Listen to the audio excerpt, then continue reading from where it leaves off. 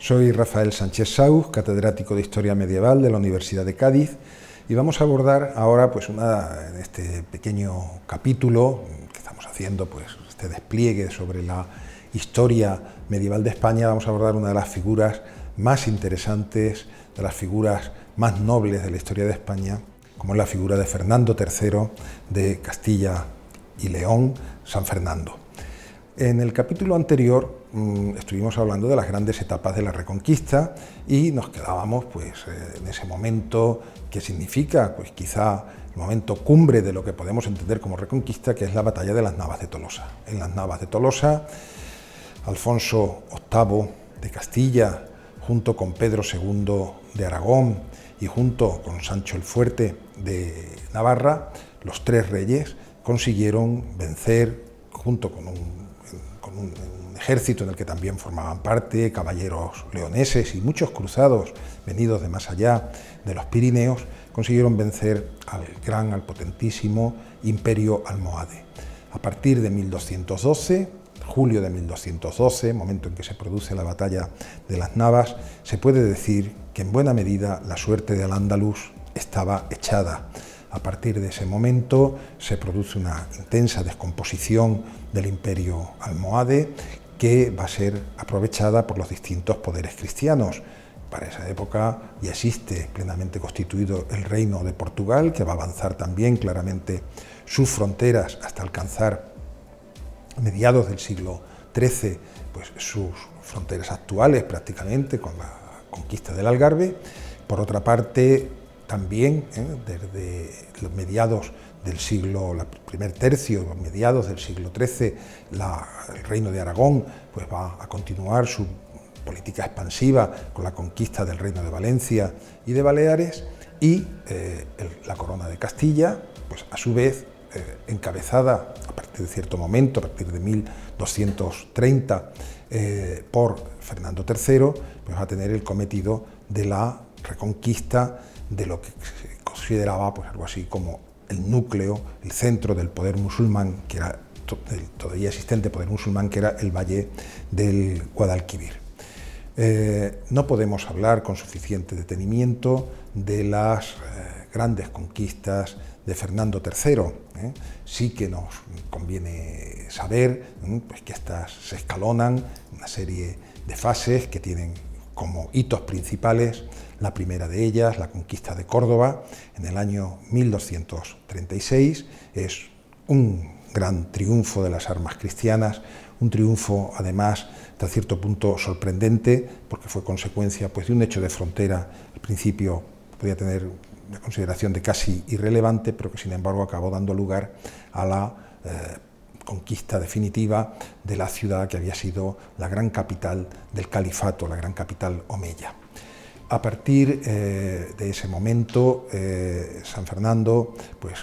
se va a empeñar todavía más decisivamente que en los años anteriores en las campañas andaluzas y va a conseguir la incorporación a Castilla de buena parte del valle del Guadalquivir y de las tierras también situadas al norte de Córdoba, de la serranía, de lo que son las sierras de Córdoba y Sevilla, mediante pacto. La mayor parte de las conquistas de San Fernando, quitándolas de las grandes ciudades como pueden ser la propia Córdoba, como pudo ser posteriormente Jaén, ahora hablaremos, o fundamentalmente Sevilla, son fundamentalmente mediante pacto o pleitesía de la población musulmana, reproduciendo un sistema de acuerdos muy parecidos a los que ya hablamos en su momento, que se habían inaugurado en España después de la conquista musulmana y con respecto de la población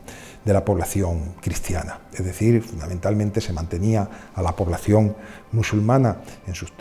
tierras, y se mantenía en sus poblaciones y con una amplia libertad en lo que se refiere a sus costumbres, su religión, etcétera, pero tenían que aceptar guarniciones y el dominio cristiano y luego también el pago de una serie de impuestos, etcétera, y también naturalmente, porque digo que hay un reflejo de aquellas viejas leyes aplicadas a los cristianos por los musulmanes, también viviendo en una situación de inferioridad, aunque nunca se llegase en el trato a los mudéjares, que es como se llaman estos musulmanes sometidos, digamos, a esa búsqueda consciente de la permanente sensación de inferioridad que sí que había en los tratos anteriores de los musulmanes hacia mozárabes o hacia judíos. Lo cierto es que después de la incorporación de estas amplias tierras del Guadalquivir se va a producir al mismo tiempo como reino vasallo de Castilla la creación del Reino de Granada y ligado a la creación de ese Reino de Granada la obtención de Jaén en el año 1246 a través de un procedimiento de conquista complejo que ahora no podemos abordar. Todo esto prepara lo que va a ser naturalmente la gran conquista, la gran aventura militar del Reino de Castilla y de su rey, de Fernando III, en estos años, que es la conquista de Sevilla. Sevilla en ese momento es una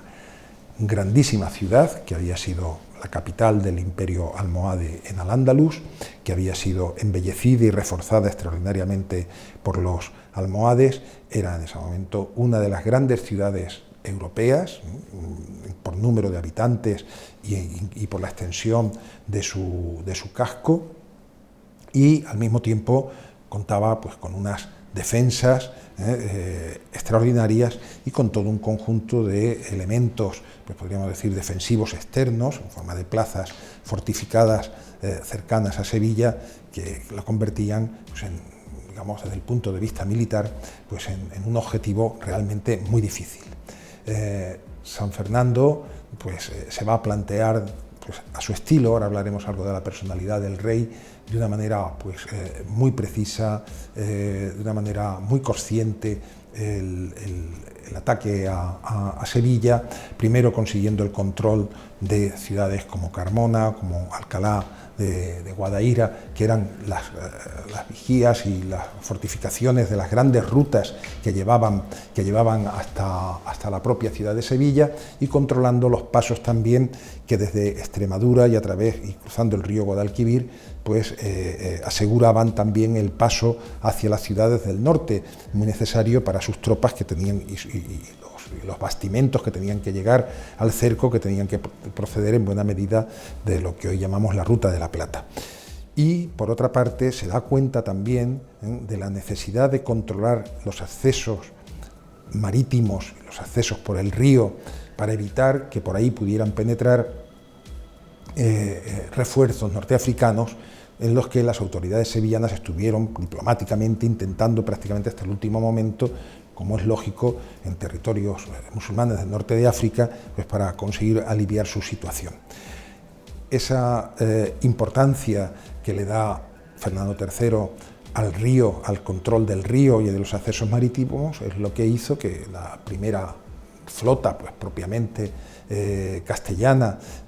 al mando del almirante Bonifaz, de Ramón Bonifaz. Otra cosa es si realmente fue almirante o no fue almirante, pero llamado popularmente almirante Bonifaz, pues se hiciese presente en el Guadalquivir, derrotase una flota musulmana en la entrada del río y, penetrando por el Guadalquivir, consiguiera la extraordinaria hazaña de romper el puente de barcas que unía la ciudad con Triana, y a partir de ahí conseguir ahora sí ya, digamos, el total aislamiento de la ciudad. Lo cierto es que después de muchos meses de combates y de enormes penalidades, en el día 23 de noviembre de 1248, día de San Clemente, pues Fernando III pudo hacer su entrada en la ciudad, restaurando también para la cristiandad la que había sido la sede de una metropolitana, una de las grandes iglesias de la España visigoda, de la España antigua. ¿Quién era este conquistador? Esto también merece la pena que hagamos esa reflexión. ¿Y por qué es un rey santo? Pues San Fernando verdaderamente es un rey santo porque reúne en sí todo lo que podríamos llamar los ideales propios de su época que configuraban a un rey cristiano, a un rey católico. Lo primero, por sus virtudes personales, algo lo que tiene muchísima influencia la figura de su madre, la reina doña Berenguela, que tuvo sobre él y desde muy pequeño una influencia extraordinaria y que tuvieron entre los dos una relación de madre e hijo, pero basada verdaderamente en la transmisión de una religiosidad profundísima, que es la que tuvo toda su vida San Fernando. Fernando III es un hombre de profundas y verdaderas y auténticas virtudes cristianas. No es uno de estos reyes que, pues, por conveniencia, incluso conveniencia en toda la expresión, en todo el sentido amplio de la palabra, que no quiere decir pues solamente un cálculo, ¿no?, sino que por conveniencia se han podido convertir en santos, ¿no?, sino que verdaderamente es un santo que fue rey, ¿no?, porque sus virtudes personales sin duda le hubieran asegurado el estatuto de santidad, aunque no hubiese sido canonizado, pues probablemente no haber sido rey, también hay que decirlo, ¿no? Pero al mismo tiempo, y más allá de su piedad personal, más allá de esas virtudes que siempre ejerció y que tenía mucho que ver con su sentido profundo de la justicia, porque San Fernando es ante todo un rey al que movió siempre, incluso en el trato con sus enemigos, un sentido hondo de la justicia. Pues además de todo eso, pues también, y eso lo demostró en sus conquistas y en el resultado de sus conquistas, estuvo siempre movido por el deseo de ampliar la cristiandad sobre las tierras que se entendía en la época, y se entendía con toda justicia y derecho, que eran tierras cristianas que en su momento habían sido arrebatadas por el enemigo musulmán. Pues es el gran objetivo que le mueve. Es el gran rey cruzado que tenemos en España. Pensemos que en ese momento en el que todavía pues la cruzada tenía en Europa pues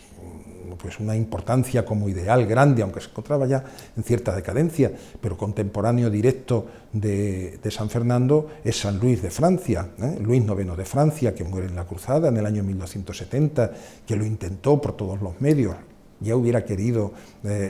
San Luis tener el mismo éxito militar que tuvo San Fernando, ¿no? Bueno, pues son los exponentes de reyes cruzados que en ese momento pues verdaderamente asumen los ideales cruzados de restauración cristiana sobre las viejas tierras de la cristiandad arrebatadas por el Islam. Entonces, en todos los aspectos de su vida, prácticamente es imposible encontrar un episodio en el que se desmienta esa condición. Fernando III de Castilla y León fue un rey santo. Todo eso lo vemos especialmente en el momento de su muerte, ¿no? En el momento de su muerte ejemplar, ¿no?, que hay incluso extraordinarias recreaciones artísticas, pictóricas, ¿no?, que tenemos todos un poco en la imaginación, ¿no? Sabemos perfectamente por las crónicas de la época, por la crónica de su reinado, hasta qué punto él se preparó para la muerte, cómo la vio venir, ¿no? Y murió creyendo, sinceramente, que fruto de sus conquistas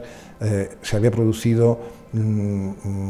la restauración plena de la cristiandad en toda España, porque cuando él muere, y así se lo dice a su hijo, le deja el reino de Granada como reino vasallo de Castilla, un reino musulmán, pero como un reino vasallo. Después los acontecimientos posteriores hicieron pues que ese vasallaje se diluyera y que el reino de Granada adquiriera pues una plena personalidad política. Pero sin embargo, cuando San Fernando muere en 1253, él está convencido de que se ha producido la reconquista, se ha producido la restauración total de la cristiandad sobre las tierras de España, ¿no? Y entonces, digamos, él murió confortado con esa idea. Pero ya estaba pensando en dar el salto al norte de África, el gran impulso que después recibió su hijo del llamado Fecho de Allende, el deseo